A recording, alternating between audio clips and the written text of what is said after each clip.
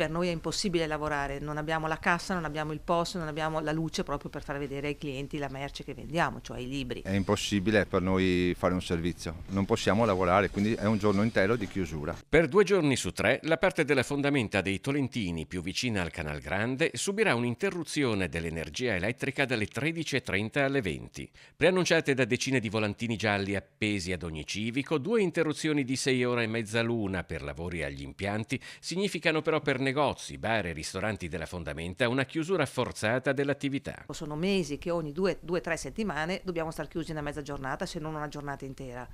Quindi noi chiediamo prima di tutto un risarcimento, perché comunque noi paghiamo degli stipendi, se non altro ai nostri dipendenti.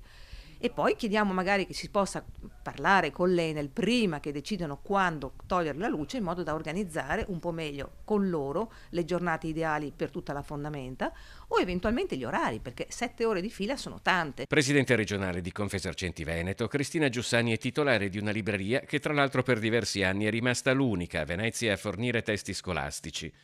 Se poi nelle case si correrà il rischio di muoversi a tentoni al buio, un'interruzione dalle 13:30 alle 20 colpisce proprio il periodo di maggior lavoro di bar e ristoranti. Si potrebbe concordare magari dei giorni e degli orari ridotti, o altrimenti, io dico, come in un qualsiasi lavoro si fa un preventivo, nel preventivo di fare un lavoro del genere deve includere i costi per i negozianti.